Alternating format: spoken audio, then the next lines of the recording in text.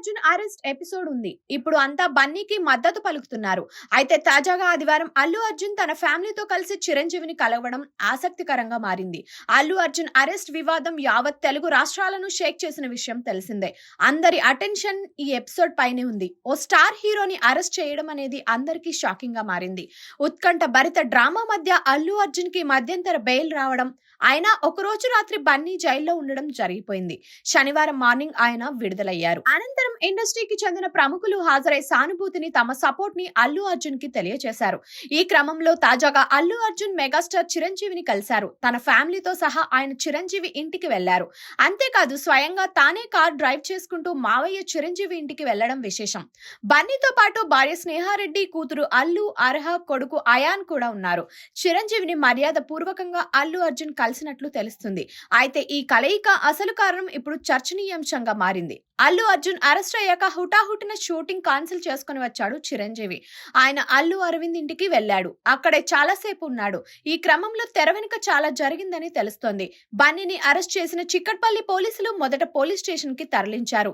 అనంతరం వైద్య పరీక్షల నిమిత్తం గాంధీ ఆసుపత్రికి తరలించారు. అక్కడి నుంచి నేరుగా నాంపల్లి కోర్టుకి తరలించారు.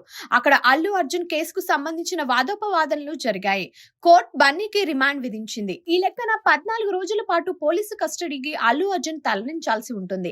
దీంతో వెంటనే ఆయన్ని చంచల్గూడ జైలుకు తరలించారు. అయితే హైకోర్టులో బన్నీ తరపున లాయరు క్వాష్ పిటిషన్ వేశారు. శుక్రవారం సాయంత్రం దీనిపై చర్చ జరిగింది. అల్లు అర్జున్ తరపున సుప్రీంకోర్టు లాయర్ నిరంజన్ రెడ్డి వాదించారు. ఆయన వాదనల అనంతరం కోర్టు బన్నీకి మధ్యంతర బెయిల్ ఇచ్చింది. దీంతో శుక్రవారం రాత్రినే బన్నీని విడుదల చేయాల్సింది. కానీ బెయిల్ ఉత్తర్వులు వచ్చేలోపు 5 గంటల 30 నిమిషాలు దాటింది. ఆ తర్వాత కోర్టు ఆదేశాలున్నా జైల్లో ఉండాల్సిందే. అప్పటికే అల్లు అర్జున్ ని చంచల్గూడ జైలుకు తరలించారు పోలీసులు. దీంతో ఆ రాత్రి విడుదల చేయలేదు. శనివారం ఉదయం ఆయన్ని విడుదల చేశారు. అయితే బన్నీకి బెయిల్ రావడం వెనుక లాయర్ నిరంజన్ రెడ్డి రంగంలోకి దిగడం వెనుక చిరంజీవి ప్రమేయం ఉందని సమాచారం. అంతేకాదు ప్రభుత్వ పెద్దలతోనూ ఆయన చర్చలు జరిపినట్లు తెలుస్తుంది. నిరంజన్ రెడ్డి వెంటనే రంగంలోకి దిగడం వెనుక చిరంజీవి ప్రమేయం ఉందట. ఎందుకంటే వీరిద్దరూ మంచి స్నేహితులు, కలిసి సినిమాలు కూడా చేశారు. ఈ క్రమంలో తెర వెనుక చిరు చక్రం తిప్పారని అంటున్నారు. హైకోర్టు వాదనలకు సంబంధించిన ప్రభుత్వం తరపున సరైన లాయర్ ని పెట్టకపోవడానికి కూడా చిరు ప్రభావం ఉందని గుసగుసలు వినిపిస్తున్నాయి. ఇంట్లో కూర్చొని చిరంజీవి అటు కోర్టుని ఇటు ప్రభుత్వంలోనూ చక్రం తిప్పి అల్లు అర్జున్ బయటకు వచ్చేలా చేయడంలో ఆయన కీలక పాత్ర పోషించినట్లు బన్నీ టీం నుంచి తెలుస్తున్న సమాచారం. అందుకే మామయ్య చిరంజీవికి కృతజ్ఞతలు తెలియజేసేందుకు అల్లు అర్జున్ స్వయంగా ఫ్యామిలీతో కలిసి వెళ్లారని సమాచారం. ఇదే నిజమైతే తన అరెస్ట్ ఎపిసోడ్ లో తాను బయటకు రావడానికి సంబంధించిన క్రెడిట్ మొత్తం మావయ్య చిరంజీవికి ఇచ్చినట్లు అవుతుంది. అయితే ఈ కేసులో బన్నీకి మధ్యంతర బెయిల్ మాత్రమే వచ్చింది. ఇది 2 వారాలు మాత్రమే ఉంటుంది. ఈలోపు సాధారణ బెయిల్ తెచ్చుకుంటేనే ఆయన బయట ఉండగలడు, లేదంటే మళ్ళీ అరెస్ట్ ఉంటుంది. ఈ లోపు తెర వెనుక జరగాల్సిన కథ అంతా జరుగుతుందని చెప్పడంలో అతిశయోక్తి లేదు. ఇక డిసెంబర్ 5న అల్లు అర్జున్ నటించిన పుష్ప 2 సినిమా విడుదలైన విషయం తెలిసిందే.